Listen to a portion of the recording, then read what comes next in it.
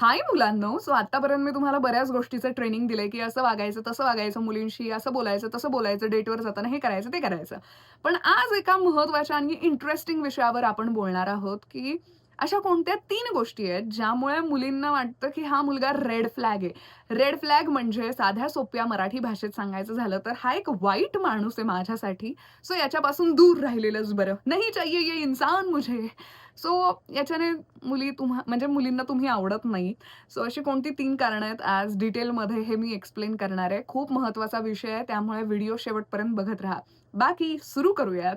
Hello, हाय कसं आहे ना मित्रांनो, मी आर.जे. ज्योती आणि स्वागत करते तुमचं माझ्या या प्रेमाच्या YouTube चॅनलमध्ये जिथे प्रेमाच्या आपण अनलिमिटेड, नॉन स्टॉप आणि अनएडिटेड गप्पा मारत असतो. म्हणजेच की स्टार्ट टू एंड जे जसं आहे तसंच तुम्हाला शेवटपर्यंत ऐकायला मिळतं. यामध्ये मी काहीच एडिट करत नाही. जे वाटतं ते बोलते निवांत आणि आजचे पॉइंट्स मात्र काढलेत ते 3 आणि हो, नो मेकअप लूक सुद्धा. हे सांगायची गरज नसताना मी यासाठी सांगते कारण बघा किती नॅचरल चॅनल आहे हा. ओके, सो सुरू करूयात. पण तुम्ही रेड फ्लॅग आहात याचा आणखी एक साइन म्हणजे की तुम्ही सबस्क्राईब केलं नाहीये. ज्यांनी सबस्क्राईब केलं नाहीये ते सुद्धा मोठे रेड फ्लॅग आहेत. सो तुम्हाला ग्रीन फ्लॅग बनायचं असेल तर लगेच ज्योतीला सबस्क्राईब करा. ओके, गमतीचा भाग पण व्हिडिओ खरंच महत्त्वाचा आहे. शेवटपर्यंत बघा. आणि आजच्या व्हिडिओतला पहिला पॉइंट तो आहे की सोशल मीडिया.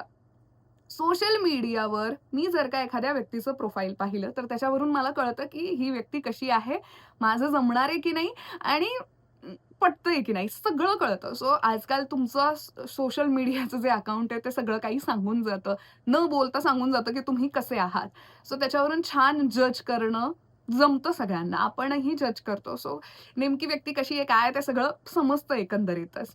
सो त्यातलाच हा पहिला पॉइंट आहे, तो म्हणजे की तुम्ही जर का सोशल मीडियावर वल्गर कंटेंट, अश्लील कंटेंटला फॉलो करत असाल, तुमच्या फॉलोइंगमध्ये जर का तुम्ही काही अश्लील लोकांना फॉलो करत असाल, अश्लील कंटेंटवाले पेजेस जे असतील, अशा काही गोष्टींना फॉलो करत असाल आणि हे जर का त्या मुलीने पाहिलं, तर पत्ता कट आहे तुमचा. कारण अशी मुलं मुलींना नाही आवडत.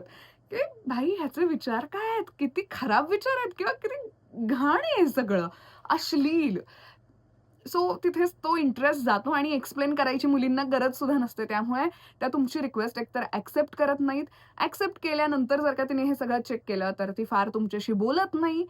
सोडून देते हा विषय. तिला काही जास्त एक्सप्लेन करायची इच्छाच नाहीये. सो जर का तुम्ही वल्गर कंटेंट, अश्लील कंटेंट फॉलो करत असाल, अशा काही लोकांना फॉलो करत असाल, तर ते बंद करून टाका. कारण हे सगळं लक्ष देऊन पाहिलं जातं, की हा कोणाला फॉलो करतोय, काय आहेत? याच्यावरून सुद्धा तुमचे विचार काय आहेत, हे समजतं समोरच्या व्यक्तीला. आय नो तुम्ही करत नसाल, पण जस्ट सांगतीये. चुकून जर का झालं असेल, तर तुमची एकदा फॉलोइंग चेक करा आणि तुम्ही कोणकोणत्या कंटेंटला फॉलो करताय हे पहा. काही तुमच्या मित्रांना हे सल्ले सेम द्या, की बाबा असं काही करू नको. मुली अशा-अशा पद्धतीने चेक करतात आणि ही अजिबात चुकीची गोष्ट नाहीये. मला जर का याच्यासोबत वेळ घालवायचा आहे, तर हा मुलगा कसा आहे हे मला जाणून घ्यायचंय. तो तोंडावर थोडी बोलणार आहे, की हां, हां, हे असं-असं आहे. सो इसीलिए अकाउंट्स चेक किए जाते हैं. तुमचं सोशल मीडिया तुमचा आरसा असतो. सो ते सगळं दाखवलं जातं. सोशल मीडिया नेमकं कसं असावं याचा मी एक सेपरेट व्हिडिओ बनवलाय मुलांनो तुमच्यासाठी. तोही व्हिडिओ चेक करा आणि त्यानुसार आपापल्यामध्ये सुधारणा करा. हा झाला वल्गर कंटेंट. सोबतच तुम्ही त्या बायोमध्ये काय लिहिलंय किंवा काही जणांना काहीही खराब विचित्र पद्धतीने रील्स बनवायची सवय असते. सो याच्यावरून सुद्धा कळतं, की यार he is not my type. नकोय मला ही व्यक्ती आणि तिथेच तुम्ही रिजेक्ट होता. ना तुम्हाला रिप्लाय दिला जातो, तुम्हाला सीनवर सोडलं जातं, हे सगळं होतं. सो बऱ्याच जणांना समजत नसेल, की का माझ्यासोबत असं होतंय, तर त्याचं मेन रिझन हे आहे. ओके. सो हा होता पहिला मुद्दा.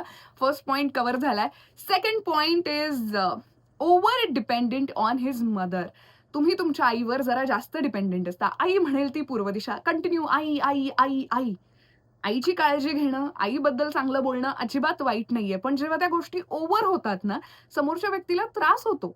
प्रत्येकच गोष्ट तुम्ही आईला विचारून करताय, आईला सांगताय सगळं, सगळं, सगळं. सो ममाज बॉय, इतके ओव्हर ममाज बॉय मुलींना आवडत नाहीत. कारण तिला माहिती आहे उद्या काहीही झालं तरी तुम्ही तिची साईड नाही घेणार आहे, तुमच्या आईचीच साईड घेणार आहे.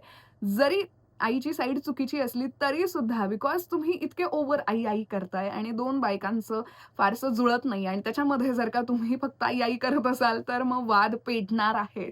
ओके. नॉर्मल ठीक आहे. आईची सेवा वगैरे करणारी मुलं मुलींना आवडतात. पण जर का तुम्ही कंटिन्यू आता सपोज तुम्ही कुठेतरी फिरायला गेलात, 100 फोन कंटिन्यू तुमच्या आईचे आहेत आणि तुम्ही बेसिक गोष्टी सांगतायत. हां, इथे पोहोचलो. ओह, आता इथे पोहोचलो. हां, मी जेवलो. काय जेवू? वगैरे, वगैरे. इतकं छोट्या-छोट्या गोष्टींवर जर का सतत हे होत असेल, तर ती गोष्ट इरिटेट होण्यासारखीच आहे. सो लगेच कळतं मुलींना, की हा रेड फ्लॅग आहे. रेड फ्लॅग यावरून कारण हा सतत कंपेअर करत राहणार आहे. आई आणि तुम्ही.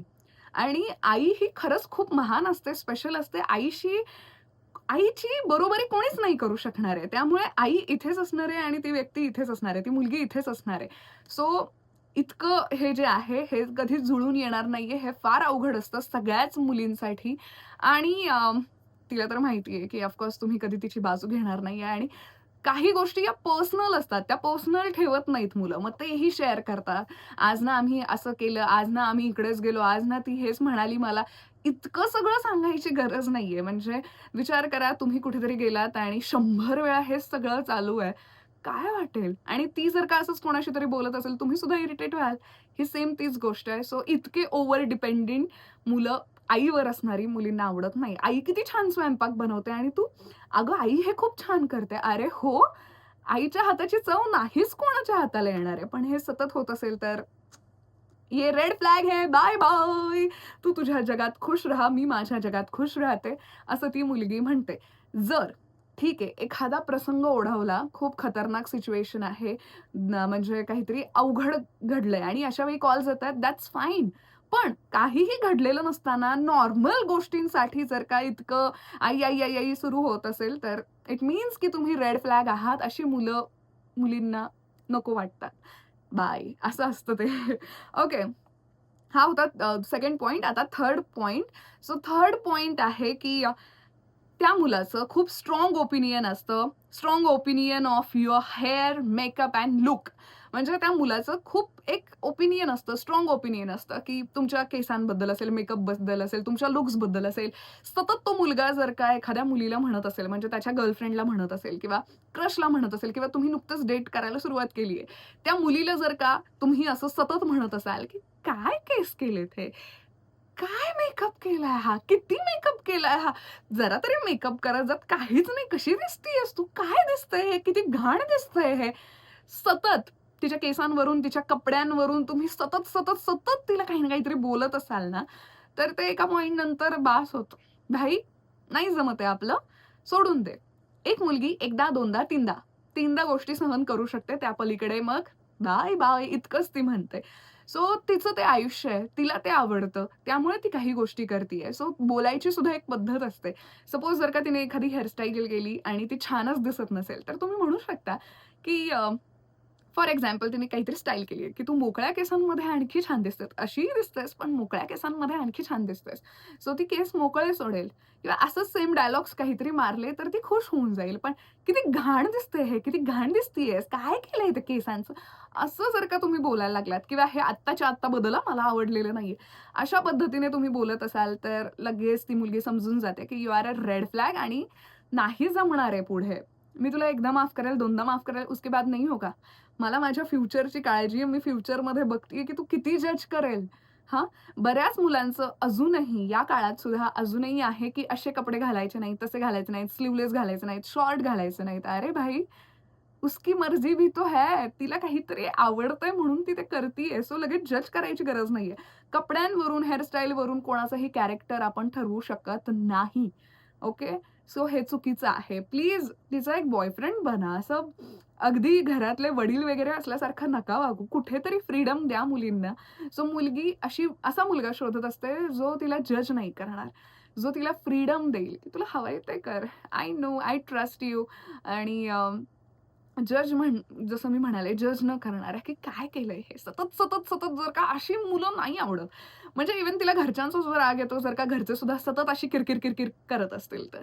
सो कुठेतरी ती प्रेम शोधत असते आणि प्रेम तुम्ही आहात आणि त्याच्यात पण तुम्ही असे वागत असाल, तर मग मला त्रास होईल, पण मी तुला सोडून देईल. कारण माझ्याच्याने हे नाही होत असं असतं ते. एकदा, दोनदा, तीनदा, जास्तीत जास्त 5 वेळा एखादी मुलगी हे तुमचं वागणं सहन करू शकते, त्यानंतर नाही. की तू हा जॉब नाही करायचा, मला हे काम आवडत नाहीये, तू रील्स बनवायचे नाहीत कारण मला आवडत नाहीये. सगळं तुमच्या मनासारखं नाही होणार. तिच्या मनाचं काहीतरी असू द्यात, तिच्या मनासारखं सुद्धा काहीतरी घडू द्यात. सो या 3 गोष्टी होत्या ज्या मी तुम्हाला सांगितल्या. याच्यामुळे तुम्ही मुलींना रेड फ्लॅग वाटता. सो प्लीज स्वतःमध्ये सुधारणा करा आणि मी असाच राहणार आहे असं तुमचं असेल तर प्लीज मग काहीच प्रॉब्लेम नाहीये, सिंगल राहा. म्हणजे गर्लफ्रेंड वगैरे एखादी छान येईल, छान बायको येईल ही अपेक्षा जास्त ठेवू नका. ओके? सो हा होता आजचा व्हिडिओ जो छानपैकी एक्सप्लेन करून झालेला आहे आणि मला खात्री आहे की तुम्ही स्वतःमध्ये छानसे बदल कराल आणि यानंतर तुम्ही रेड फ्लॅग कोणालाच वाटणार नाही. सो मुलांनो, हे तुम्ही ऐकलत. तुमच्या मित्रांनाही शेअर करा, त्यांनाही सांगा कारण हे बदल होणं खूप, खूप, खूप महत्त्वाचं आहे. आणि तुम्हाला कोणत्या विषयावर व्हिडिओ हवा आहे हे सुद्धा मला कमेंट्समध्ये कळवा. मी नक्की त्या विषयावर व्हिडिओ आणेन. बाकी मस्त राहा, तब्येतीला जपा, खुश राहा, प्रेमात राहा. तुमच्याही माझ्याही. I love you. Bye bye. भेटूयात नेक्स्ट व्हिडिओमध्ये.